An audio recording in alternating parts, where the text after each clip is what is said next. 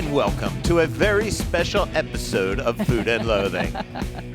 This is awesome. Do you remember like the old sitcoms when you were a kid and they'd advertise a very special episode? Oh, yeah. And then it would just be something tragic happen. Always. Like, Yeah, it was like Janet Jackson was getting the shit kicked out of her on Good Times. Right, it was always a life lesson or a PSA of some sort. Yeah, it definitely was. It was the more you know, right? Yes. So, and we're the more you know today because like we're here to that. teach people about spirits. We are. Oh, or my at least God. what goes into the judging of spirits.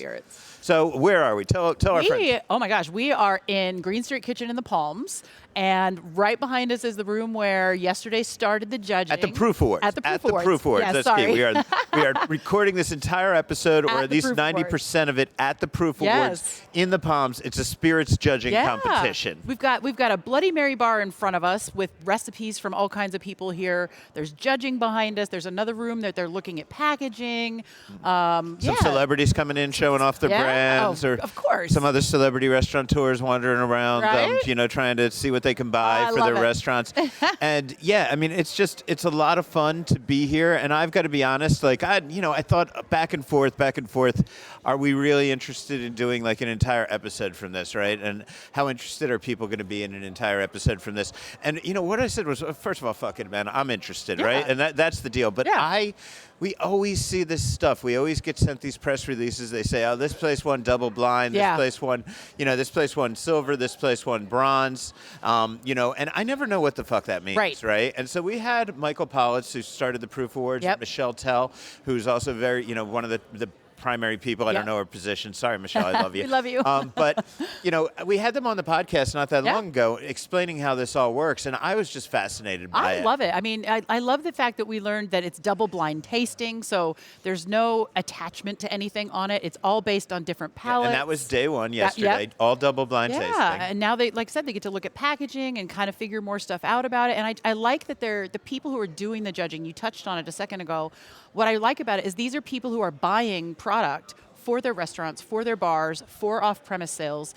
So these are the people that know what is selling, and they have to be able to talk about what it tastes like, what is it, what's behind this. An amazing group of people. We've got people from huge companies like Delta Sky Club here and Walmart, where they're buying their booze. We have people from fantastic local restaurants that are here buying their booze, and it's really a lot of fun. So anyway, we're going to get started. Yesterday we were here all day. I mean, I was here for a long-ass time yesterday. We interviewed a whole bunch of people, and we interviewed a lot of the judges. We're going to talk to you all, give you all of those right here up front, and then we're going to see who wanders over to our table coming in as well. So right now, to start, one interview that I recorded yesterday. This is with the creator of the Proof Awards, Michael Politz. Michael, how you doing, man? Al, it's been such a short period of time since I've seen you last. You're so adorable. Oh, man, we had a great interview, and you told me all about what you do here, and then you invited me down to check out the judging. So we're here on day one. How you feeling about how the double-blind judging is going? I think it's going well. The main thing here is we want these judges or buyers, we want them to find new products to put in their restaurants, hotels, resorts, stores, wherever they do. That's the benefit. It's a win-win for everybody. Have you noticed any trends coming in this year? Because you know who's submitting products, right? And I'm not asking you to reveal anything, but are you seeing trends? We had over 150 whiskeys this year alone. And normally, we'll see the trend from like a vodka to a tequila to the mezcal trend a couple of years ago. But this is huge for whiskey. Huge. I noticed that you have a non-alcoholic beverage category as well. Is that becoming more competitive? Yeah, a lot of people are going into that world, and I talked to them, and I met a guy the other night that said he was opening a non-alcohol bar, and I said, oh, a juice bar? Like, I didn't even know what to say. It was just so bizarre, right? I was like, what? You like the flavor that much? Like, right? Does that make sense? Beer's one thing, but so it seems to be a trend. Let's see how it rolls. It seems like it's like a juice thing, right? It's like, I mean, look, a lot of people don't want to end up on social media wasted the next day, so they're behaving themselves better. Either that or they're all buying legal weed. I don't know. But they're getting a sugar high anyway. What's the difference, right? That's the other thing is the THCs and those drinks are all coming out now, and I think the lobbyists for the liquor world, wine and spirits, are having a big fit about that. They're trying to keep it from getting sold in stores because it's going to affect their bottom lines. Okay, a little more from what I did yesterday. I mean, it's so fun here. People just coming over, sitting down, grabbing a spot. I think this is going to be like a 3-hour fucking podcast. Right. So, and we've got a lot of great stuff in it, so you're going to want to stick around. But let's try to get through some of the things I did yesterday. Yeah. I wanted to speak to the national buyers, the people from the really, I'm not talking about somebody that works in a really great bar, right? Somebody that works in a really, quote, cool space, right? I'm talking about the people that can sell some fucking product, right? People that really do this big. So the next three that I'm going to do, these are basically big, movers and shakers, right? Yeah. And as a matter of fact, first one up here, this is Brittany Chardin. She is the CEO of a company called Movers and Shakers Bar and Beverage, but she is the buyer for Delta Sky Club. Cool. Right? So we're talking about, and they're actually one of the sponsors for this entire show. So we're talking about some big fucking companies that are here. So let's talk about what Brittany was looking for. What is a company like Delta really looking for in an event like this, and why do they choose to get associated with an event like this, send you out here? Why is this so important to a company, a national brand like yours?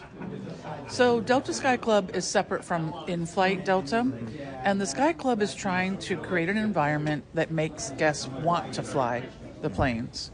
So we're trying to do a couple things with our very small spirits portfolio. We only have about 40 spots on the back bar, which is pretty small in comparison to a restaurant. Right. I try to do known blue chip brands so that we are doing things like Tito's, but I also want a few experimental brands and things that people can not regionally produce, but something interesting where maybe they came to that city, they went to a meeting, they did nothing but airport, hotel, airport, and they have something that they've done that's different. They can have something they can talk about. We do have a 10, 12 cocktail list every year that we refresh every year, and then monthly cocktails. And we try to make those really fun and interesting and craft, even though craft is difficult to do in an airport because you can't have knives. You can't have fire. It's hard to batch. So we rely on these modifiers and interesting spirits to make really good cocktails. And every year I come trying to find something that fits that portfolio. I want the new upcoming brands, the things that maybe don't have huge marketing budgets. They're not coming to us from a distributor because they maybe don't even have a distributor yet in Georgia or national distribution. So we have had every year some good luck and put some really delicious distillates on our menu that we wouldn't have had any other way to learn what they were. This is a great event to come to as a buyer, to be able to get in front of you some things that you don't have any other opportunity to get in front of. Do you come here with a checklist like, we're going to need 2 new vodkas this year, we're going to need a new whiskey, something like that? Or are you just wide open to what may work? That's a great point, and Michelle gives me a little bit of access because there are so many brands. There's like 600-700 bottles. You can't possibly on day 2 get to all of them. So I do target. If you could make a under $20 vodka that was really good, you wouldn't have to do anything else because lots of accounts are looking for that. They would need a good, solid house vodka that doesn't weigh a ton, that doesn't have distribution or supply chain issues, that's good, that's mixable, but that stands up in a cocktail, but you still want to have it in a martini. I mean, that's a tall order. So I'm always on the lookout for something like that. And interestingly enough, last year, Kirkland got 100 points. Kirkland vodka got 100 points, but I can't put Kirkland vodka in the Sky Club, unfortunately.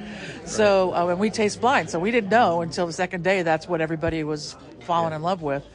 But I'm looking for that. I'm looking for things that we can use for our complimentary and also things that we can use for premium. So, and sometimes I get reminded of a brand.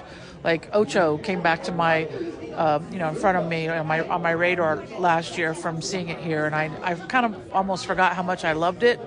So that went into the Sky Club program because I was reminded of that brand here. So I know this is just day 1, but have you noticed any trends? Are you seeing that everybody's doing this or that? I've noticed trends on who's submitting. There's a lot more rye whiskey and more añejo tequilas. So more brown spirits. We had so many vodkas last year. It was crazy. But this year I see more brown spirits, which is great. And more quality.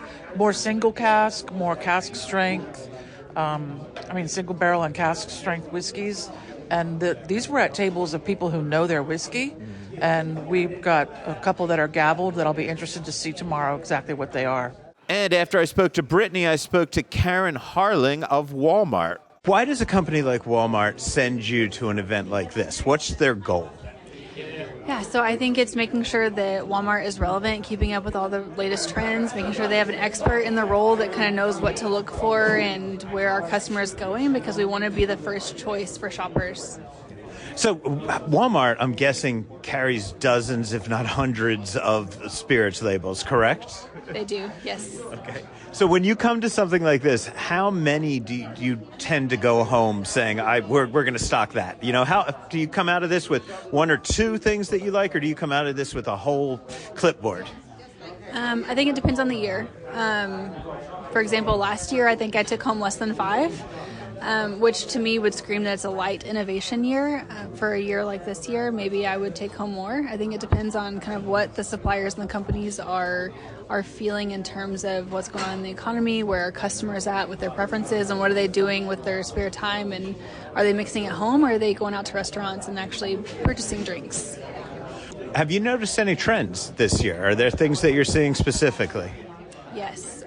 So far this year, specifically with Walmart shoppers, we're seeing that customers that kind of went into that super premium and luxury line when they were staying at home mixing their own drinks are really strapped for cash. So we see initially that some customers were staying within the same brand but trading down to a smaller size, and now we see that their bank accounts are smaller than they were, their savings accounts are spent, their credit cards are maxed, and now they're actually trading down to more of an approachable, more affordable brands.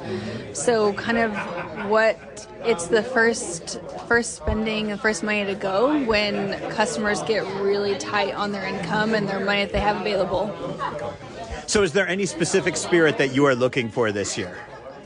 I think this year the focus is still around tequila, and making sure that if there are any new whiskeys or bourbons coming out, that we make sure we highlight those, because it's still an important part of the sector. But tequila is what's growing. So tequila is really on my radar to make sure we find and bring back any big tequilas that are coming out. So yeah, we've done Delta Sky Club. We did Walmart. One more big corporate person that I spoke to yesterday. This is Thomas McFarland Gregory, I believe. He's known as Mac. He's from Pacifica Hotels. They operate 40 hotels in California. Wow. So again, big buyers, right? So what's he looking for? Never want to stop learning. Learning is awesome. And I've done a ton of these events. I love doing the events, but I don't ever want to stop learning, and I learn from other people, and I learn from every product I taste. And I personally believe everybody's palate is 100% accurate. And nobody has an inaccurate palate, and everybody should have a full say-so on what their palate, tastes and feels. And with this, I can learn from other people. And to me, growing is learning, and the industry is all about that understanding and what to bring to your guest. And my palate is excelled, and I think it's one of the best. And I like to understand what my palate has to say and think, and when I see other people and I'm able to talk to other people, at these tastings, I'm able to bring those experiences to my guests and understand what my guests are tasting and what they're thinking. And I don't believe anybody's ever wrong with what they're tasting. And I want to be able to, be empathetic and sympathetic, and I don't like to be the guy that tells somebody else what they're tasting. I think there's no place for that in our industry. Okay. So what are you looking for to bring back to your customers? When you come out here, I've got to think you have an ideal or something in mind that you want to find. Credibility and experience. You're at the 2024 Proof Awards tasting. Credibility. The judges here are unexcelled, and it's a lifetime achievement, and that credibility carries itself. But again, it's back to the learning and understanding and the ability to double blind taste. And tomorrow we'll do some live tasting with product facing and understanding. It's like, oh my gosh, what did I learn? What did I taste? What did I find myself? So I think it's all about credibility and being a judge, and it's the learning experience of just being here. And credibility, obviously, super important in a day when everybody seems to have their own spirit or wine or whatever, right? So how, in a position like yours, how do you cut through all the noise? Is it just by coming to events like this? But how do you find the good things that are out there in what seems to be becoming a super saturated market? Be yourself. Take off the bow tie. Don't put your nose in the air. Don't be pretentious. Don't try to be something you're not. Be yourself and understand that being genuine is the most important thing. Life is short, and you can't fake it to make it in this industry. You got to know what you're doing, and the guests can see through the BS. They know when you're genuine and when you're not, and enjoying what a guest is experiencing and not trying to guide their way through something that you think they should feel versus what they are feeling is super important. And I think being genuine is key. And when you're in these types of judging experiences, you'll get called out for your BS. You got to know what you're doing, what you're saying, and you got to be true to what you think, what you taste, and what you feel. So you're doing double blind tastings today. Have you noticed any trends, anything that surprised you? I know you don't know who you're getting these from, but is there any threads running through what you've been tasting today? Quality. Quality in barrel, quality in time, quality in ingredients. It's just from the nose and just from the appearance and view of each spirit, you can tell right away. Aging process, from the nose you can pick up right away, and quality of ingredients you can definitely notice. Rush to bottle, I think if you're asking me what the biggest trend is, it's rush to bottle. So was it aged? How long was it aged? Was it steel to oak, or oak to oak and oak to bottle? Was there time put into, I know there was passion put into every bottling, but was there the proper time put into every bottle? And were the highest end ingredients used? And the time, to me, it's the timing of from distillation to oak or steel to bottle.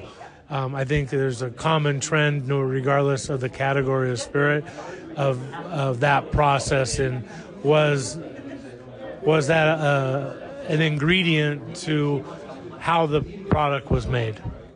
We are sitting with Christine Cernek. Yes. With the neat glass. I am. Okay. The neat glass. I love it. It is really neat looking. It is so Thank you. cool. This is an audio medium, so it's hard to describe, but Right. It's got a little bit of a bulb, it's got a flat bottom, and then the top, instead of being like a straight glass or like a Right. Glencairn Like a that rocks comes glass in or a or Glencairn, right. Instead, it goes out. It has what we call, so with the bowl, Yep. the neck, which is the squeeze of Yep. everything, and then the release, which is sort of the angle of the martini glass, although it's slightly different. Kind of has So- an hourglass figure, Yeah. but a rather Yeah. Rubenesque Very. woman's hourglass There you go. figure, I like that. Yeah, I like that Yeah. a lot, yes. So tell but there's me- a big purpose to that. That's what I'm curious And that's about. what we're curious Okay. about. So tell us a little bit about how the glass came about and why it is so important to be designed Sure. like this. So the quick version of how the glass came about. Let's see. Is there a quick version? I think I can squeeze it down. So as you mentioned, meeting George, he was the head of the Bordeaux Society for a very long time, for a decade here in Vegas. And he met a fellow named Dale Chihuly, who blew all the flowers Yes. in the Bellagio on the Yes. ceiling. And he invited Dale to one of those dinner courses. And Dale came, they got to chatting, and Dale invited him up to Oregon to blow glass in his studio. So George thought, I could do this. This is going to be my new hobby. George goes up there. We've been friends for a long time, George and I. So he goes up there and spends a week and comes home and says, wow, okay, this is an art. There's no way this is going to be my hobby. So I'm going to take all these things that I made with him and put them in the curio cabinet. Okay. Oh, fast forward about 2 years, and he comes home. we're just business partners. Yeah. But this is the story. He came home to his house. And everybody always thinks we're married. Let's make it clear where he came home to. He has his own wife. Yes. So he came home with a cask strength Macallan, which is, higher proof. And he said, oh, my Glencairn glass is dirty in the dishwasher, so I'll just drink out of this thing. He grabs it out of the cabinet, pours a little in there. He said, I went into the den, old-fashioned guy reading the newspaper, and he says, I put the glass up to my nose, and I said, that's not scotch. What's that? So he said, I had to do it. I went and got my Glencairn glass, cleaned it, and did a side-by-side, and realized that it's the same stuff in both glasses, but it smells completely different. Wow. And wondered why. So he says to me a couple weeks later, you got to come over here. I think I'm onto something, but I'm really not sure. I need some validation. So same thing. He pours it up for me, and I had never drank scotch. This is 14 years ago. I never really drank scotch, and I put it up to my nose and swirled it. And I was like, I want to drink this. What is this? He goes, that blows my mind because this is a 65 ABV, very powerful, and you don't even like this stuff. And you're telling me you want to drink it. So, oh my God. So fast forward, we started to reverse engineer it over the next several years, made 52 iterations in ceramic. Wow. Brought them all to multiple focus groups, which I hosted, for people to kind of say which one is your favorite, because they were very similar in size down to the middle one. We picked one after 2 years of focus groups, took that, a Glencairn, a rocks glass, and another glass that's used in Europe a lot. It kind of looks like a hurricane glass, but it's a whiskey glass. Yep. To UNLV's science department. Oh my God. And said, here's what we believe this glass is doing. Okay. It is dissipating the ethanol, moving it away from your nose so you can smell more of the aromas in the glass without being blinded by the alcohol. Right. Mm-hmm. And after 4 months, they took a big stack of papers and said, yep, does exactly what you said it does. And they gave us the scenarios for each one and how this one is actually showcasing other weights of molecules that are able to make it up the middle, because when you swirl, ethanol sticks to the side and jumps like this. It doesn't just go up in the air. Right. It actually comes out and over the sides.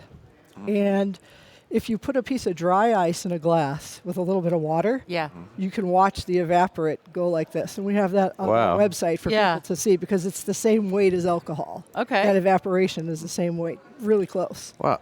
And so when the alcohol does go over the side and you smell in the middle, you get the character aromas the distiller intended without the ethanol burn up your nose. Mm-hmm.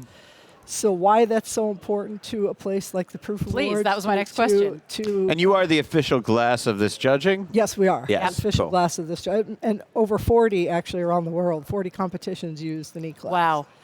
And for this exact reason, because if you think about this, every time you bring a glass up to your nose and smell, if all you're smelling is alcohol or ethanol, it numbs your olfactory senses very quickly.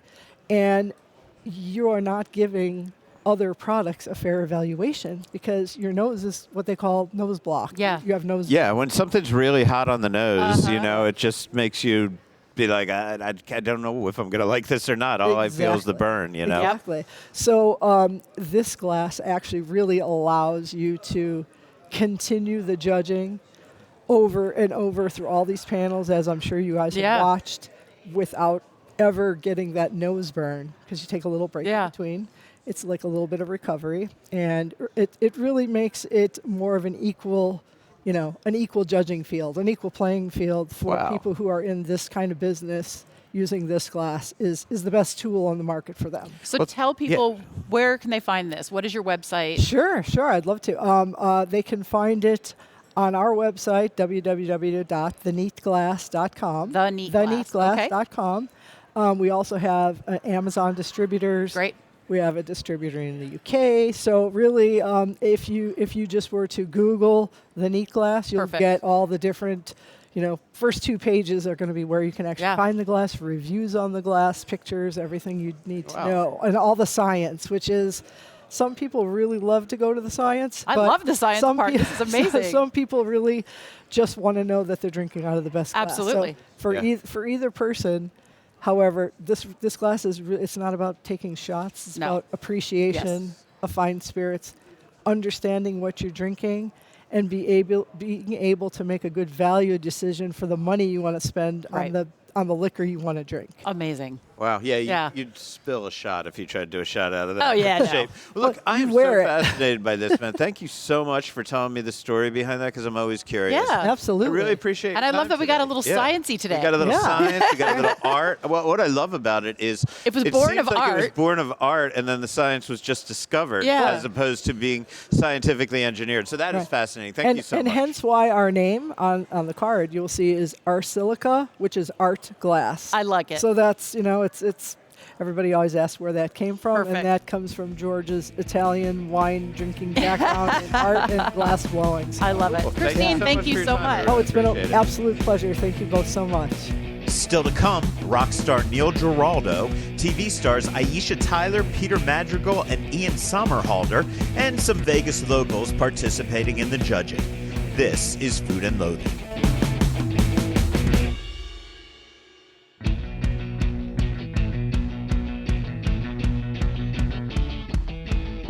We are sitting with Phil Baranchik with Rockin' Brews. Rockin' Brews, Okay. correct. Tell us a little bit more about some of the brands that you're working with. So I started my career in music. Yeah. And I got my first record deal at 19. So when you're a teenager playing bars, you're born around the bar industry. Right. So I think that's where I got my first taste of, spirits. And of course, the first time I saw Jimmy Page holding a Jack Daniels, I was pretty much hooked. See, for me, it was Michael Anthony with the Jack Daniels bass, Yeah, right? yeah. And then I'm like, yeah. I think, as a rock and roller, you're really influenced by your heroes and what you see them holding. Yeah. I mean, if you looked at Metallica, they used to drink Heineken. Yep. And Jaeger. So these brands... I got a story for that, but that's, these brands, prior to brand people like myself, who, I do brand partnerships. I was recently contracted with Rockin' Brews to bring in what I've kind of designed, where you bring an artist who works with a product. Okay. And then you conceptualize that into a cocktail. And what I do is I create cocktails that fit the brand, that fit the artist conceptually. Cool. You get a lot of these celebrity artists these celebrities now that are doing spirits. Yeah. Mm-hmm. And the problem is that everyone kind of jumped on the bandwagon. It's an oversaturated market. Just to be, completely frank here, because Sammy Hagar really started. He wrote the book, and everybody thought it was going to be easy after Sammy made a killing. Right? And the problem is a lot of them just white label their stuff. Right. Right. And you got to ask yourself, are they really invested in it passionately? And I think as an artist, I look at spirits or any product, whether it's wine or beer. Are you passionate? Are you really behind the scenes? Yeah. Look at Maynard Keenan. He's out there picking the grapes. Yeah. However, Les Claypool, he kind of is, but not really. Okay. But Maynard's more invested in the science. Yeah. So for that, I love people that do that. So part of to fast forward your question, I like working in a space where the people are seriously passionate behind the story, because the story is what sells them. Yeah. So let's talk about some of the artists that you work with and what their products are, man. And especially ones you might be here promoting. I started with Sammy Hagar's Beach Bar Rum. Yep. Cool. And from there, that was in 2022, I went and Rick Nielsen partnered with one of his buddies, Andy Rio, out of Rockford, and created Rock and Vodka. And growing up in Chicago, my man Jason Strange works over there with them as well. Yeah, there you go. Yeah, no, I love their team. They're good people. They really came in from the ground floor, kind of had to cut their teeth as they went. We're learning as they went, and I give them a lot of credit because they tried a lot of things. And there's no real way to do this anymore because COVID really changed the way things are done. A lot of buyers became super frugal. Okay. I think the consumer stopped looking for novelty items and just decided to pick off the shelf what was affordable to them. A lot of people did, yeah. And so a lot of these new brands kind of fall the wayside. What's great about the Proof Awards is it gives these young brands, new brands, an opportunity to cut through. Yeah. And so someone who's, in the middle of Colorado mountain making some, whiskey has a shot here. Yeah. And I think Proof Awards does a great job on how, this is my first year judging, even though I've been in the industry since, for over 30 years. I like the way they do things, especially the category today where you're looking at packaging. Mm-hmm. And, being an artist, I remember, and I'm sure you do too, I used to buy albums based off the album cover. Absolutely. Okay, and I've been saying my whole life, perception is everything. And I think a lot of times people want to get into this space and they don't put enough thought into the design. Right. Or they've never worked in a bar and they don't understand how a bottle works on a bartender's wrist. And they don't look at the weight, they don't look at the distribution. And I think, they missed the mark. So see, it's fascinating to me because some people come over here and they just care about what it looks like on the shelf, right? Yeah. The ultra premium, and they figure, well, we're going to charge so damn much for it, I guess, that, bartenders could take their time to pour it. And then some people are looking for those workhorse brands, right? For somebody who just has a crazy busy bar that you could be pouring all night. This is more of a buyer's show. It's not like bartenders are here making decisions on whether or not it works for them in the workspace. Right. Mm-hmm.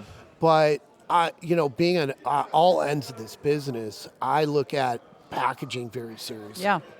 And I always get upset when I taste product. You put all this time and passion into it, but you didn't think about how you're going to sell it. Yeah. And the graphic artist space is now getting taken over by AI even. Sadly, yes. And Yes. I used to represent a graphic artist, so I could see AI. If you know great design, you can catch it. Look, seeing AI that designs something graphically is like listening to an artist that's auto-tuned or whatever, man. It's like, yeah, okay, I could tell, Yeah. But back to the product, I think, working with Sammy's team was great. I love Clayton Smith as their new CEO and Brian Hodis was their COO. These guys are passionate guys. You got to look deeper into who's running these companies, too. I think Michael Nanula's here today, and of course Neil Gerardo's here, which is, Neil was one of the first guitarists on VH1 with Pat Benatar when we were rolling first MTV, not VH1, before it became a reality show, and the whole music industry went in the toilet. Ugh. Yeah. But see, I'm old enough to remember that, man. A couple months ago, I met with the CEO, Duncan Few, from Wolfie's Whiskey. And Okay. I really like Rod's product. I think that's a bottle that was... And you're talking about Wolfgang Van Halen? No, Wolfie's Whiskey Wolfie's is by Rod Stewart. Rod Stewart, my apologies. Yeah, Sorry about and if that. you go take a look at the bottle, it's got a real 70s vibe to it. Oh, I love it. And it was such a great time in rock and roll, man. Yeah. I loved it. So for me, when I look for products, I look at, does the product fit the artist? Does the liquid fit the design? Cool. Well, I know you have more tasting to do, man, but I really appreciate you coming over here. Thanks for hanging out. It's good to hang out with you. And while we've got the time between people coming over here, Yeah. let's do one more batch of people that I spoke to yesterday. Yeah. Again, this was during the double-blind tasting, and these are some of the local people. We talked earlier about some of the national folks, but of course this is really big for Vegas as well. So right up front, Nicole Camfield and Greg Van Stone of the Palms. She's Director of Beverage Operations. He's the VP of Food and Beverage. Of course, the Palms is where this is all going on, but I wanted to talk to them about buying and tasting and judging. It's very exciting, doing the blind tasting, and then at the end tomorrow we get to see what we actually tasted and be surprised and possibly bring stuff in too. How many labels, I guess would be the best way to put it, does the Palms carry resort wide, and how many more are you looking to add at an event like this? Oh, labels, I can't even count. We have so many. And we have carried a couple that have been in the awards, but I cannot name them off the top of my head right now. Okay. But yeah, we're always looking, for new and innovative brands to bring on board. Do you, either one of you guys, come here with a checklist, or just a wish list? I'm really looking for a good Super Añejo, or I'm really looking for a good American whiskey, or are you just absolutely open to everything? I'll take that one. We're 100% open-minded, and that's what we like about this. We get to come in not knowing what we're tasting, not knowing the price point, and just letting our open, honest mind do the talking for us, right? And that's where the decision-making comes in with our own palate.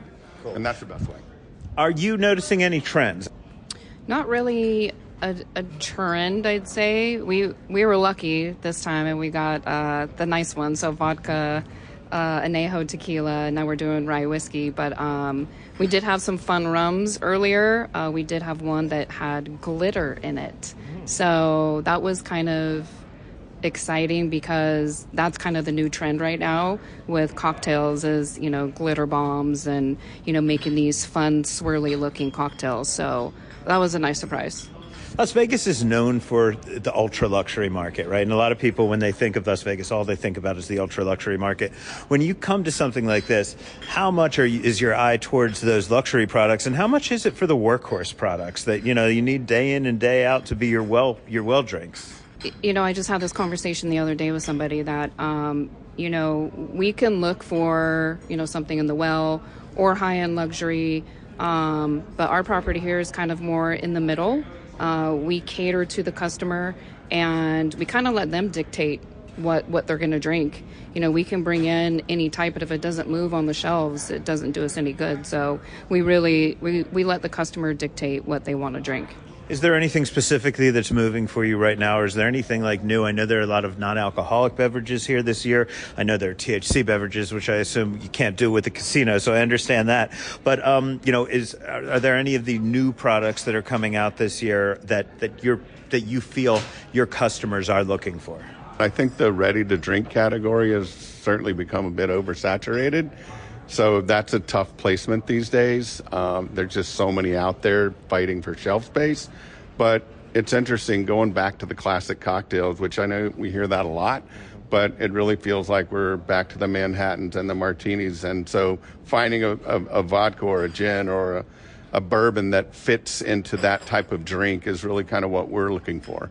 And so that's what's great about being here is we get to try 7 different ryes and get to choose which one we want. A few years ago, everything was flavored. Even whiskeys were being flavored with banana, and every vodka was being flavored. The same trend as ready to drink. They just went so far in one direction, they just didn't know where to stop. And so finally the market says enough's enough. Cool. So it's great to see us get back to the classics. I also had the chance to chat with Ken Heck, the owner of Chinglish, which of course is now closed, but he's preparing to open the new Hot Noods, which is going into the El Cortez very soon. So he knows a lot about wine, he knows a lot about sake, he knows a lot about spirits. So he's a great guy to judge this, but I wanted to talk to him about what he's looking for. Ken, man, what brings you to this event? You're serving as a judge today?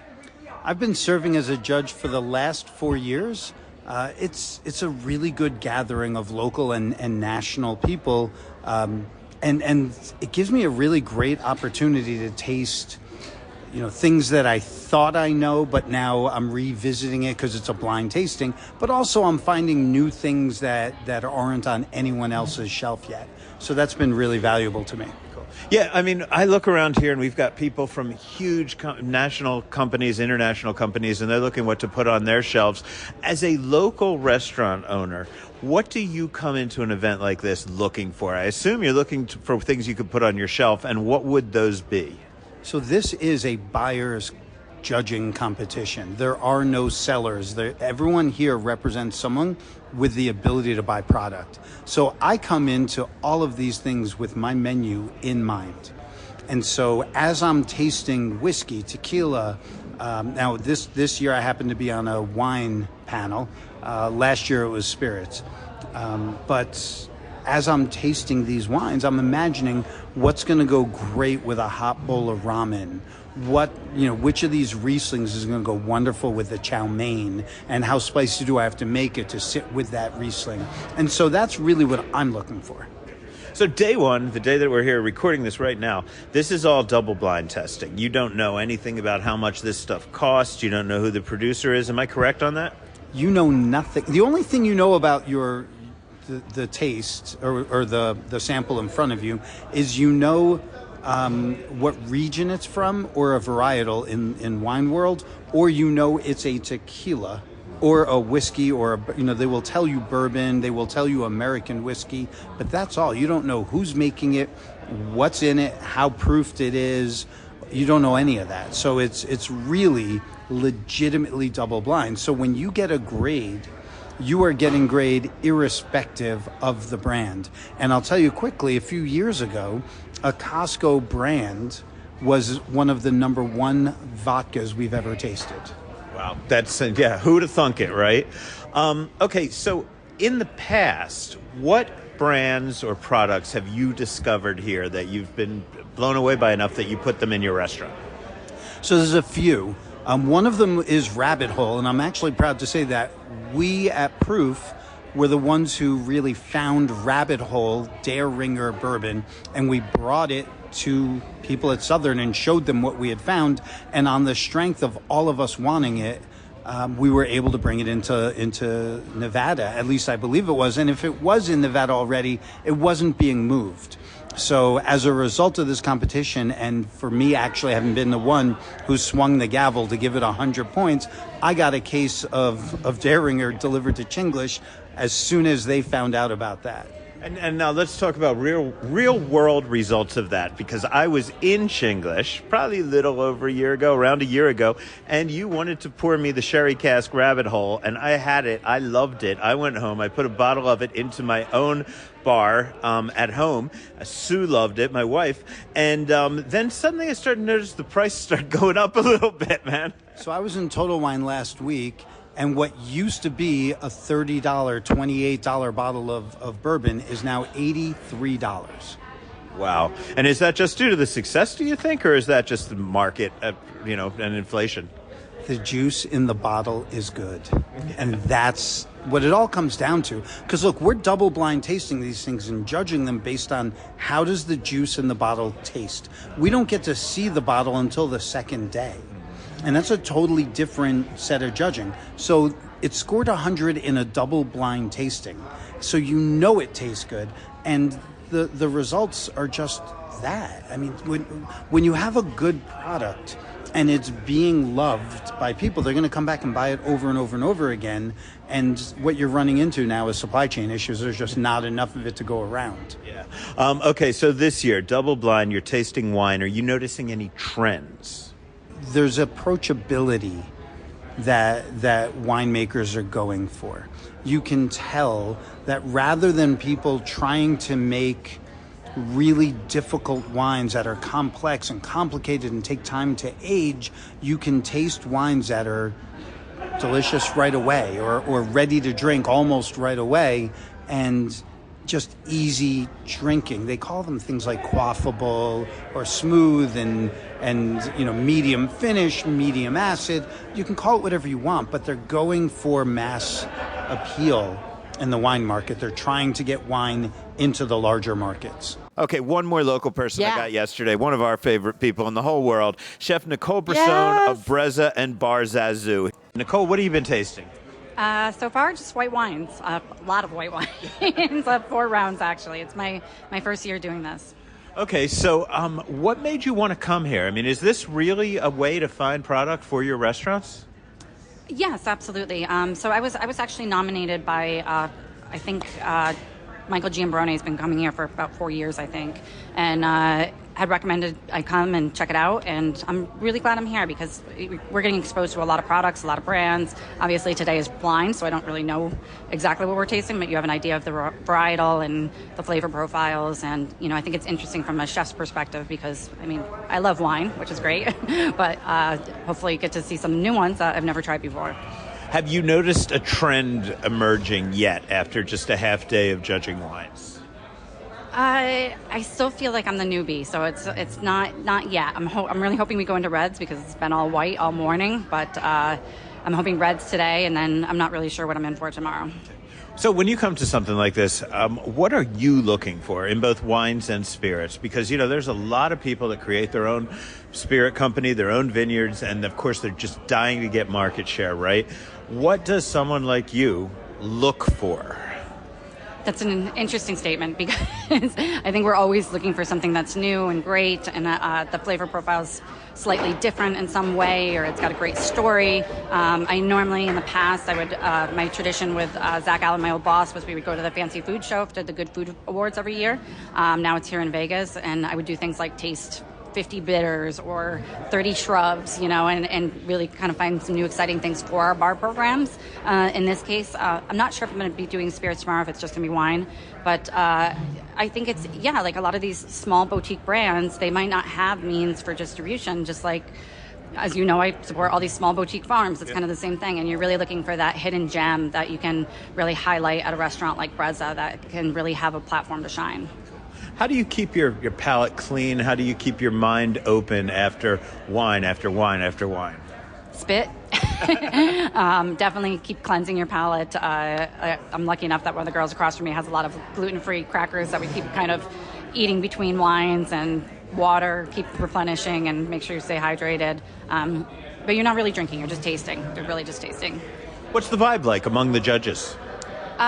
This honestly is probably the closest I've been to the Bon Appetit days, where it feels like an actual industry reunion. There's so many of the who's who of Vegas. You know, we have Lou Hirsch here, Michael Giambrone, Shannon from Monzu, and Gary G's. So really like a eclectic group of people. You know, you have anything from distributors to purveyors to buyers to somms, and it's just a great opportunity to network. Yeah, and Gemini got up and walked. Gemini, you were up walking away there for a little while. Yeah, and came back you came back with whiskey and with our friend Chris Militello I know, right? here. So this is amazing. Yeah, very cool. Chris, how are you, man? Good. Life's good. This is a fun event. You know, it's tasted a lot of cool spirits, met a lot of great people. It's a lot of fun. So, you know what? I judged a cocktail competition that you were in over at Click not that long ago. Yeah. And, of course, I know you from Monzu, Yep. right? Yeah. And, you know, we've worked together on a lot of things or a few things over at Monzu over the years. And suddenly you were doing this cocktail, and they did not say that you were from Monzu, and it was a new company, nothing I'd ever heard of. And then I saw a post on social media a couple days later that you have something new going on, that you've actually left Monzu. So what are you doing these days? Yeah, so I just started over at it's called the Craft Creamery Speakeasy. Okay. It's in the Arts District on Main and Charleston. Okay. And it's beautiful. So what it is it's an ice cream shop. Mm-hmm.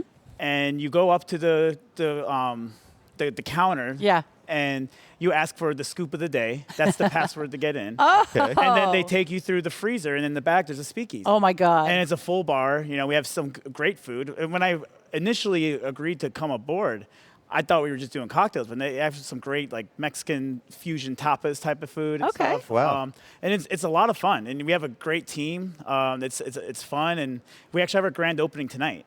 Whoa, well, there's about 100 other parties. I know. today, and Yeah. I don't think I got invited to yours. I know, right? So I don't Tell know me what more. happened there, man. Yeah, sorry about that. Yeah, okay, always nice to tell people about the party going on that they weren't invited to. Right. Sorry about that. But yeah, we because it's repeal day, and we're a speakeasy. Yeah, that's I right. know, it's my birthday on Repeal Day. That's your birthday? Yes, I didn't know that. absolutely. That's awesome. Happy birthday. Thank you. Yeah. Okay, so yeah, how big is that bar at Craft Creamery? We have about 20 seats, and there's about 20 tables, so 80 total people. Okay. That's the max capacity. So it's a lot bigger than I thought it was going to be, too. Mm-hmm. But it's a lot of fun. Is this another case where the speakeasy behind a business is actually larger than the business It itself? is, absolutely, yeah. And the funny thing about it is that it really is a working ice cream shop, right? That's great. And we have a sign that says, ask for the scoop of the day, right? So there's people that come in, they genuinely just want ice cream. And then they're like, hey, so what's the scoop of the day? Oh, you want to sit at the bar? What bar? What bar? So then we've got people coming in with like scoops of ice cream, like, we didn't know there was a bar here. Like, That's funny. Who does the ice cream? The owner is Emma of Villarreal. She used to work at Cerveza. Oh, okay. So it's the guys from Cerveza that are operating it. Great. And this is her concept. I guess during COVID, she started making ice cream. And then she started making boozy ice cream. Yeah. And so then she's like, hey, what if we did an ice cream shop with a speakeasy? So is the boozy ice cream sold there as well? So not yet. She is working on that. I guess it's something with like the production and everything, but I'm told that at some point we do want to do that. That's awesome. So yeah, it's a lot of fun. You know, it's cool. Awesome. Okay, so I know you got to get back. You got to taste some things real quickly. One thing that you've discovered here, one trend that you're seeing that really makes you excited to bring back to your company. Well, one thing that I really enjoyed was there's a lot of really cool international whiskeys that I tried. Like I just got done tasting a couple Indian whiskeys. Cool. And that's something that I've never really had before. Okay. So that was fun. A lot of really good gins. Okay. Like I love like a lot of the coastal gins. Like I had one from Vancouver that was awesome. Yeah. Like really, I just went there last year, and it really reminded me of like just sitting on a pier. Wow. You know, like you almost get that seawater and that salinity, and it was That's awesome. really cool. So, and it's a lot of brands I'd never even heard of. Yeah. Like a lot of stuff that I I have, but a lot of stuff is just very new to me. So Yeah. cool. Well, man, thanks a lot for coming by Yeah, and thanks talking for to having us. me. I really Absolutely. appreciate it. Yeah, we've been wandering the floor like one at a time. Oh my God. And yeah, it's so much fun here. But I caught up with some really cool people. I caught up with Neil Geraldo. A lot of people may know him as Pat Benatar's husband and guitarist and Right. co-writer and all of that. Man, I grew up listening to all of his music. I did mispronounce his fucking name in this, so you'll hear me be an ass. But here's that interview. I'm here to bring my three-chord bourbon brand here. And we're excited to be here, but, you know, there's so many great products here. I mean, it's an honor to be here with so many of these great blends and brands of spirits here. I'm hearing some great response to your product here. What can you tell me about it? Well, it started in 2016. And it was actually in the month of May 12, 2016. And when it started, I said I didn't want to have one brand or one expression. I wanted a multi-level spirits company. So we started with just a general blended, then we went to an amplified rye, then we got strange collaboration, which we collaborate with Pinot Barrel bourbon. We have a Tennessee, which is a Cask 5, bourbon cream. We have a backstage series, which is exciting, with all the bands that we're bringing into our family. Really? Tell me about that. Yeah, see, I wanted to create, I love family, right? And I love musicians, and I love helping musicians, right? So we got a program where we have bands able to join us. They could do their own blend. They can have their own sponsorship with the three-chord label, and they can reach their fans with their particular blend under our three-chord umbrella of our company. So, damn, that's so cool. What bands have climbed on board for this? You can look under oath. We have everybody. We got the Allman Brothers, which are phenomenal. Heritage band, of course, everybody knows them. We have Hailstorm. There's all kinds. You can see right here. We got a bunch of them. Yeah. We got more coming every day. So, yeah, just a great collection of a diversity of a lot of great bands. Yeah, that was fun. And then while I was wandering back there, also got, you know Aishe Tyler? Yes. She's amazing. She dated like Ross and Joey, right?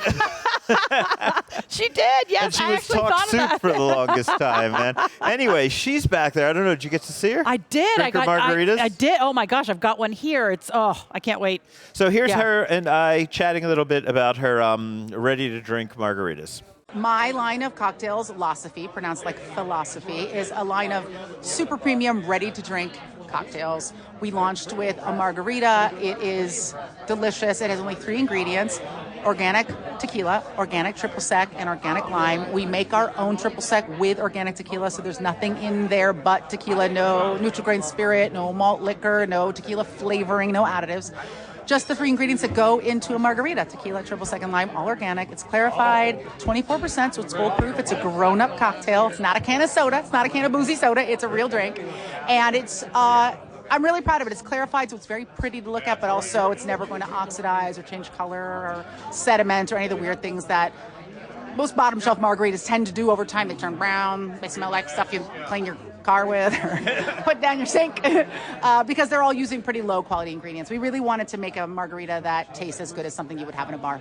Cool. And I know the ready-to-drink products are very popular this year. We're seeing a lot of them, but I think what we're seeing more of is the high-quality ones and what you're doing here. When I hear about ready-to-drink, is the packaging I'm looking at right now. This is packaged as a spirits bottle would be packaged. Talk a bit about the packaging, please. Yeah, for me, there were a couple of considerations. One was that we're a foolproof cocktail, so we were never going to go into an aluminum can. It's reactive. It would affect the quality and the taste of the product. But beyond that, we wanted people to know that this was a different experience, and people are used to that. We weren't going to be delivering it in cans. It's not a cheap product. It's a volume product, but in the best possible way. So, if you think about the use case for margaritas, you want to sit by the pool with your friends. You want to sink it in a big bucket of ice and have people serve themselves. Cans didn't really serve that purpose for me. I wanted it to be something where it felt almost like a wine experience. You're going to pour it out with friends, and it's going to be sessionable, and it's also going to be a volume product. It's $40 a bottle, which works out to about $4 a margarita. You wouldn't drink a $4 margarita in a bar, but if you had a whole bottle of them, you could probably house it pretty quickly with your buddies. So we wanted something where people knew right from the get-go, when they looked at the bottle, they were going to get something special. Cool. Celebrity brands are everywhere, of course. I interviewed Steven, I'm sorry to name drop, I interviewed Steven Soderbergh once about his brand, and he name dropped, yes, a South American product, right? I interviewed him once, and he name dropped, he said, Dan Aykroyd told him, if you're going to do this, you've got to get out and promote. You have to meet the people. You have to go into the stores. What have you found about that aspect, being a celebrity, marketing your product, about kind of going out there and, meeting the people? Look, for me, this has been a passion play. It's always been a project from my heart. I love cocktails. I love this world. I was telling a story a minute ago to some people that friends invited me to this big cocktail convention called Tales of the Cocktail. And I was like, I don't know. I'm not going to know anybody there. It's going to be weird. This is when I was trying to figure out what I wanted to do in the space. And I knew so many bartenders, which I don't know what that says about me, other than that I'm passionate about cocktails. But I had the best possible knowledge base of people to draw from, to taste my product, to tell me what they thought authentically. And for me, this was never like, oh, everybody else has a booze, I want a booze too. It was, I want to deliver the same kind of joyful experience that I get when I go to a bar to people who can't make it to these great bars. I wanted to recreate that for people who can't go to, I don't know, Please Don't Tell or Death and Company or, any of the great bars that are out there. And so it really was about delivering something really special. And for me, I want to be able to tell that story myself. I'm here because I care about it, because it's my baby. I'm not a spokesperson. They didn't add me on. I was the person who formulated the very first margarita. During COVID, I've got a photo of it on my phone. I sent it to my co-founder. I was like, this is the drink. We took 2.5 years to scale it together. And I want to be able to tell that story to people directly because I care the most deeply about it. Cool. So your first product was the margarita, yes, but you have more coming out, I'm assuming. We do. We have 2 new SKUs launching this year. We're still in development. I probably shouldn't be telling people on tape. No. Publicist shaking her head no in the side. I've been dropping some intel, but I probably shouldn't put it on wax. But we are going to always stay in this clarified, organic, clean, delicious space. Super premium all the way, but other great classic cocktails that are sessionable, that are those drinks you want to drink by the pool, drink with your friends, throw it at a party without the effort. Okay, and we just escorted over to our table right now. We have Peter Madrigal. He's with the Lisa Vanderpump's group, right, sir? Yeah. I've been on Vanderpump Rules since the inception of Vanderpump Rules. So. I apologize that I did not watch that. I know there was a gigantic... TMZ keeps me up to date on what you guys are doing, right? You've probably seen me on TMZ, especially in the last couple of days. But yeah, I'm okay. Were you involved in you were not in the scandal thing, right? Was that? Yeah, was that you? Okay, wow. Okay, well then, hell, man, I'm not going to ask you about that because I don't know anything about it, my friend. Everyone always asks me about that. I had 2 interviews just yesterday, right here. That's all they wanted to talk about? That's one thing that they talked about. I was like, I'll talk about it. I'm going to leave that to go because I don't watch reality TV. No disrespect. I hope it is a great genre. Here's something great to let you know. Yeah. I own a television network called Reality Network. I love it. Well, I love This is all reality television. Yes. Cool. You ever want to do a show about Vegas podcast, man? We can Here we are. We do some weird shit. I thought you didn't watch reality. I'm kidding. I don't watch it. I'd be on it, man. And that's fine. People can watch me if there's money in it or publicity in it. I'm a whore, man. I can't. I have enough drama in my own life. I can't get into other people's drama. Right. But you're actually here. Let's talk food and beverage because that's what we're here. Honestly, absolutely. No interest in scandals of that sort.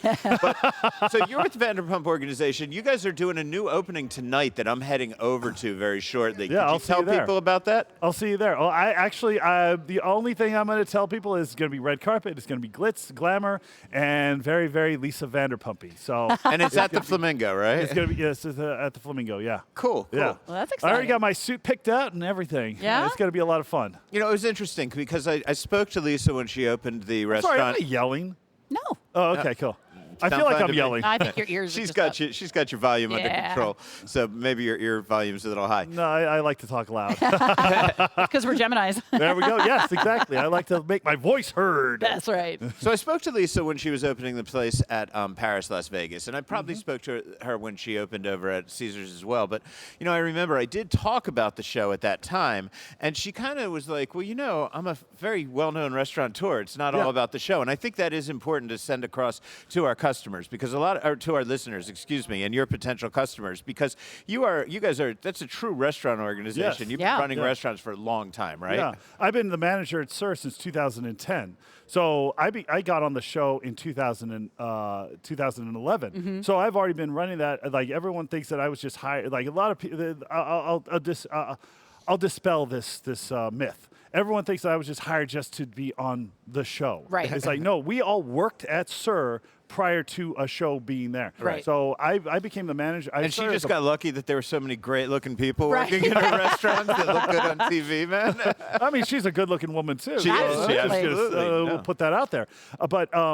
So I started as a busser. So I know all the facets. I started as a busser. I became a waiter. I already knew how to bartend. I've been bartending since 2005. You know what I mean? I've been behind the bar. I started going more into mixology. I did 7 cocktails for Weight Watchers last year. I did 10 cocktails for Clamato back in 2022. Cool. So I'm very well versed in everything going on over there. Back there. So do you come here looking for product that you can sell at the Vanderpump restaurants? Yeah, I come here looking for some product. Yeah. Are you absolutely. doing any judging, or are you just walking around seeing? I was judging yesterday. Okay. Because I have a pretty good palate. I would assume so after all those years in the restaurant world. Yeah. At this point, after being a mixologist for such a long time, I think I have a pretty good palate. That's awesome. Cool, man. Well, I'll have to try some of your cocktails tonight at the party, man. Oh, I'm not mixing up anything. I'm going to be drinking my water. Exactly. Yes. So let's talk about what you were drinking and tasting yesterday. There we go. Yes, the fun stuff. Yeah. What were you mostly sipping yesterday?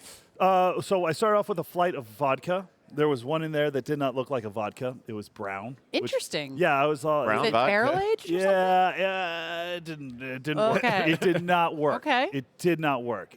So we started off with a vodka. Then we started off with a flight of tequilas. I'm a tequila connoisseur.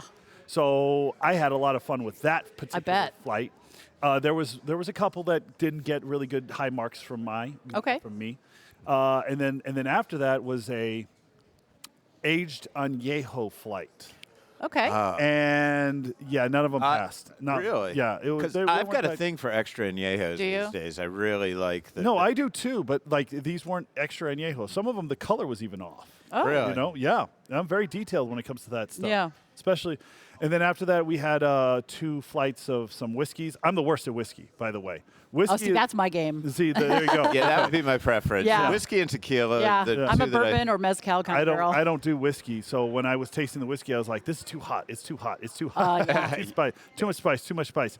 But everyone else like that, at the table I was at, the judges gave one particular whiskey 100. Wow. Yeah. Oh, yeah. And I gave it an 87 because I'm just like, this doesn't. I'm not, because my palate is not, it doesn't conform to whiskey. You know what I mean? Let me ask you, because it's supposed to be when somebody gets something that's 100, they bang that gavel, right? Did they bang that gavel? They did a few times actually. So are you the guy that kept that one from getting the Century Award? Because it has to be unanimous, right, in order to get the highest. It was unanimous among everybody else, and I said, "You guys take it," because there were two in that flight. One of them I gave like a 90 something. But there were 2 in that flight that got 100, and I was like, you guys make a decision because I'm the wrong person to come and ask about this. So how are you feeling about being back for day 2? Because yesterday was all double blind. Now you actually are going to get to see the bottles. You're going to get to see the packaging. See, that's the thing. I love looking at the bottles. And for me, the more creative a bottle is, the better. And I had a debate with another judge while we were looking at the bottles, and they're like, "Well, because she was like, like the stem. It's easier for a bartender." And I was like, "I get it because I've been doing it for such a long time." But the thing is that when I'm looking for a bottle, if you want a classy, what are we going to judge here? Well vodkas and tequilas? Right. No, we're judging high class stuff. So if I'm a buyer. And I'm looking at, it looks like a bottle of Grey Goose. Nothing against Grey Goose. No. Mm-hmm. But I mean, it's like, if that's that bottle, it's like, well, why couldn't you get a little bit more creative, even with the wording? You know what I mean? So are you if you look at a bottle of Grey Goose, it's fucking creative. Yeah. Mm-hmm. Can I cuss in here? Yeah. Yeah, I like to time, use man. expletives all the time. Oh, yeah. We have an E rating. There we go. Yeah, cha-ching, cha-ching. Okay, so when I'm looking at a bottle of Grey Goose, the bottle's standard, but the the actual vision, the visual of the whole bottle just stands out, and you're like, oh my God. You know, that's you can tell from the marketing. You know what I mean? So when I'm over there, and the first 2 bottles I looked at, 0, 0, and then the third 0. Yeah, I was like, because it didn't grab, you know, and then all of a sudden you get to money bags. Yeah. Oh, money bags, which is Gene Simmons, right? Yeah. I was like, and then, you know, I got into a debate with her, and she was all like, well, you know, it wouldn't work for a well. I'm like, well, are we judging wells here? Well, that's what I was going to ask you. How important is like how handleable it is, how easy it is to grasp, how easy it is to fit on the shelf, and then how much in your mind is just the wow factor that somebody's going to see that bottle and say, I need to try that. I think that we're all visual creatures. Yeah. Okay, so when I see a bottle of Clasia Azul, yep, you know I'm what like, that is. I need that. Yeah. You know what I mean? It's just like bam, it's right there. It's in your face. You're like, holy shit, this is Clasia Azul. You know, and there's a reason why they make it such a distinctive bottle. Exactly. Right. You see what I mean? Yeah. When you see 1942, you know, like it's you can, you know, 1942 is very hard to pour. Yeah. You know, I have a. But you know the bottle as soon as you see run it. through it. Yeah. At Sir, we're running through that stuff. And Same if with people Clasia pay you Azul. enough We're for running it, you'll through take the time to pour it. Exactly. So if you're running through it, you're going to take your time to measure it out and pour it in. Yeah. You're going to take the jigger, measure it out, pour it in. You know, Yeah. it's not that difficult. The only time that you got to judge a bottle is like, okay, well, if we're judging tequila, vodkas, the stem, am I able to hold it while I pour it? Right. Yeah. See, and for me, just from sitting on the other side of the bar, I want that experience. I want to see a cool bottle. I want to see somebody, while you're making the drink, is just as much part of the entertainment as drinking it. Yes, exactly. And so when you are... That's the beauty of a bartender. Yes. So when you're choosing stuff like that, like I really appreciate that. So yeah, I don't care if I can handle it well or not. I just want it to look great. Yeah, exactly. And give good product. Some of the best tequilas that I've tasted have these awkward looking bottles, but it's refreshingly lovely to look at. Yeah. Yeah. You know, and like, you know, even with the tequila, I mean, even with a vodka, you know, you got the standard vodka, like Belvedere, the same bottle as Grey Goose. Yep. You know, they all have that stem, the long stem. Yep. You know what I'm talking about? There was one over there that had a V shape. Cool. And you literally use it in a well, but it also looks good on the shelf. Yeah. Up next, we sit down with Vampire Diaries star Ian Somerhalder. You're listening to Food and Loathing. So, of course, you're hungry after a hard day of work or a hard night of play. This is Vegas, after all. So where do you go? What do you want? What's left in your wallet? What's left in your credit? The answer is 2 words: Neon Feast. It's the app that will get you to the best place no matter what. The mood you're in, the budget you have, the cuisine you want to eat, the hotel, the neighborhood, the town you're in, or the one you want to go to. It's all there on the Neon Feast app. Download it. Tell it your every desire. I mean, your every food desire. And then get satisfied. And again, we're talking about food. It's the Neon Feast app, or online at neonfeast.com. So I'm sitting here now at the table. Gemini wandered off a little bit, and I see her. She's walking back. She's got a TV star. He's got whiskey. So I want to hear about this. What's going on, Gemini? So this is Ian Somerhalder. Some people may know him from Vampire Diaries. I mean, a lot of people... Or Lost, yeah. A lot of people know Vampire Diaries. What was it, like 1.2 billion people watched it or something like that? Yeah, not viewers, actually. I mean, not views, just individual actual people. Unique views. Which is kind of wild. It's like half the world's population, isn't it? It's like 1 in 8 people. It's insane. Right. It's like 12. Wow, and I feel really like a dick that I'm in the 7 and 8 who hasn't seen it. Sorry, man. I did watch Lost, though, so, you know. Absolutely. I am a fan, man. Oh, cool. So tell us about your product. I'm sitting having my first sip right now. It's Brothers Bond Straight Bourbon Whiskey, aged 7 years. Tell us about what this bourbon is all about. So one of the things, and what we just went through, is I was very fortunate enough to blend this in one of these neat glasses. And this changed the game for me because ultimately it gives you this ability to the ethanol. Mm-hmm. It distributes the ethanol. The ethanol goes away, and it allows you to get a nose profile or a taste profile that typically the distillers and blenders want you to have. Yeah. This changed the game for me. So But Brothers Bond, bottled and bond. Say that. By the way, say that 5 times fast. Brothers Bond, bottled and bond. No. Try and say that 5 times. But the reality of it is, man, is like, listen, this was 5 years ago. This was our dream, and these babies were 2 years old 5 years ago, and there's a big risk in that. Yeah. That PO is very scary. But what you're ultimately doing is you're hoping that you can track these barrels to find that flavor profile within that one part of a rick house. You know, you're looking at one particular rick house that's, really close to the river, a lot of humidity. And is it higher up in the building? Is it lower? Exactly. Yeah. So this bottled and bond comes specifically, I won't say which rick house, comes from 3 floors, 3 specific floors of one particular rick house with, I always call it line of sight rows, because there's a lot of rows, right? Yeah. Well, you're going through hundreds and hundreds of barrels. And that's what you're trying to taste to figure out how you can blend these together. So because this is going to be your brand. This is going to have its name on it. Well, this is going to represent the you. legacy of it's my children's legacy. Right. Yeah. This is my...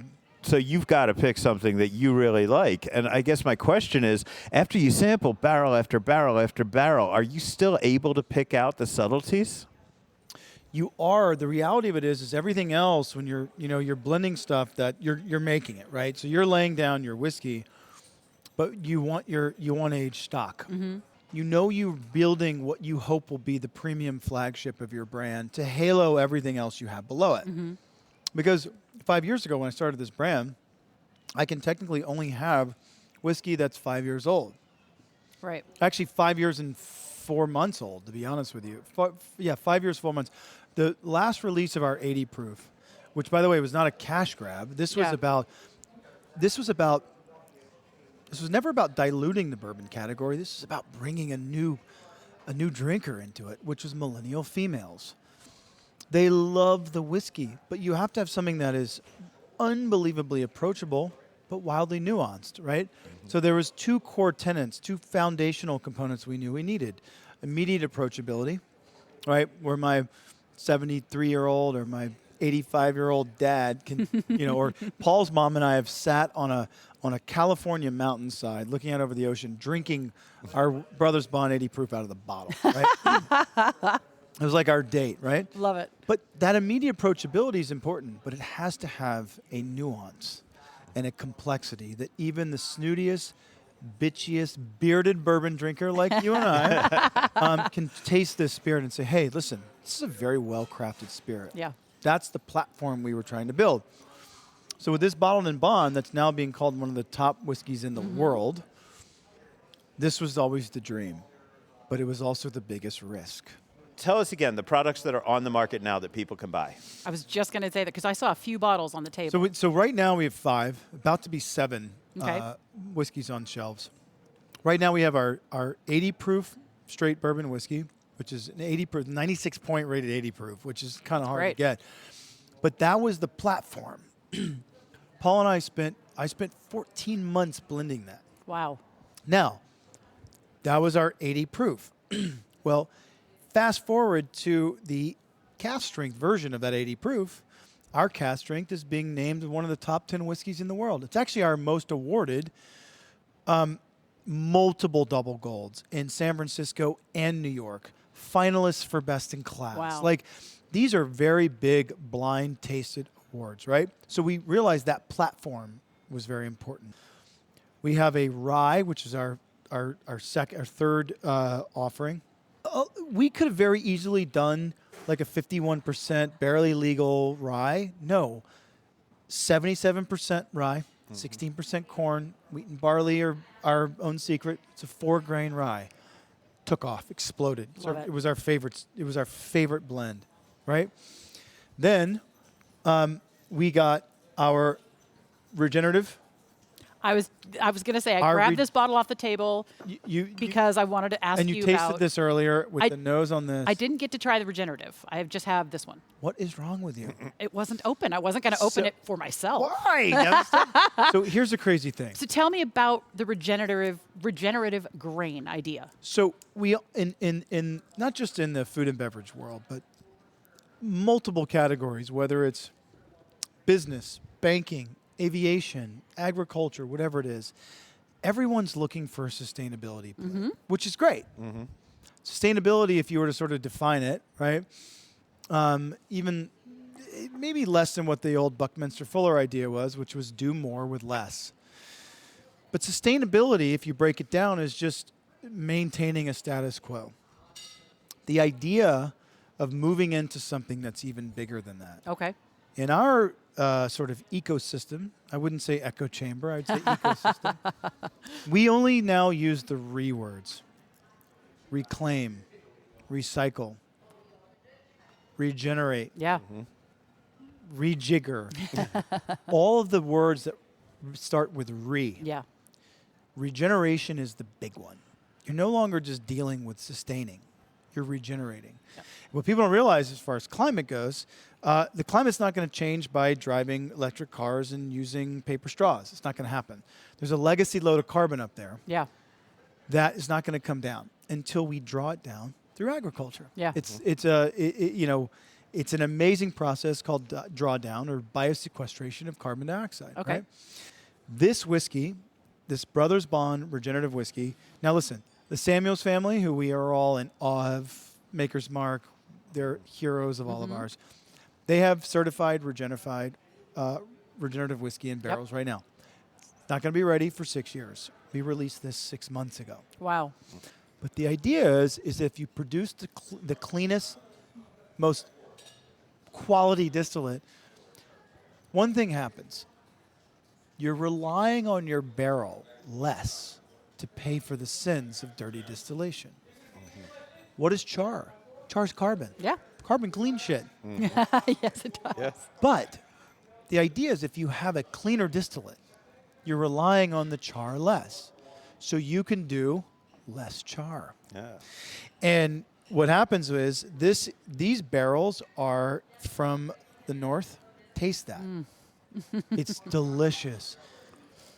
It's a toast profile. That is the smoothest. Oh That's my a God. 95 proof. And by the way, How is that 95 proof? I know. This isn't that we that's just smooth as hell. So you look at the bottle and bond's 100 proof. It's so delicious and luxurious. Our regenerative whiskey, it's so luxurious at 95 proof. And it wasn't just that we ended up, we almost released this at 94.7. And this is proof to perfection. This isn't like we didn't just throw a number out there. Yeah. But the reality of it is the northern wood, right? It's a slower growth, denser grain, different flavor profile. Yeah. You're toasting this wood, really dense grain, different flavor profile. The oils really come to life, extremely light, almost no char.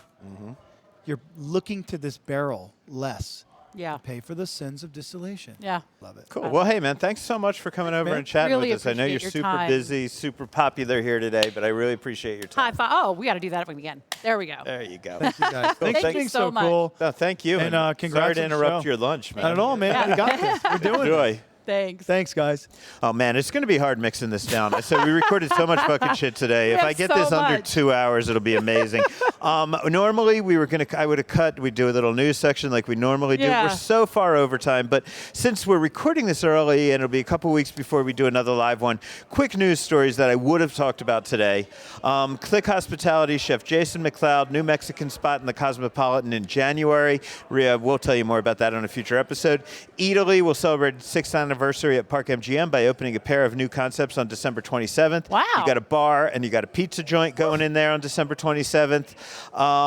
What else? Sugar Factory. Last week was our big rundown of of all the pop-ups, the holiday pop-ups. And then I got invited to one afterwards, right? So Sugar Factory also has one if you want to check it out. I was there the other night. Awesome. They're in the Miracle Mile shops these days. I got all kinds of notes, but I don't have time to fucking go through them. The Refined Restaurant Group, who are the team behind St. Honoré, Cafe Lola, Three Little Chicks, Pizza Anonymous, 2 couples that run that, 2 women and their husbands that run that. Anyway, they have 2 new restaurants coming out, Emilio's and Sorellina's. I don't know where they're going, but one's going to be Mexican, one's going to be Italian, so let's keep our eyes open for that.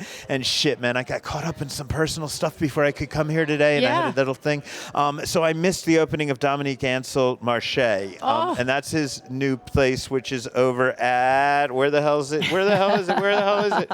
Paris, Las Vegas. That's what I thought. And they are, they got a lot of celebrity chefs over there these days.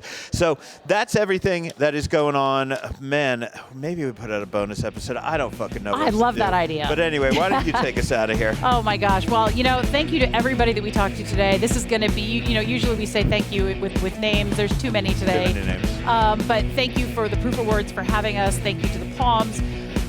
I am Samantha Gemini Stevens for Al Mancini and Rich Johnson in Chicago. Stay hungry.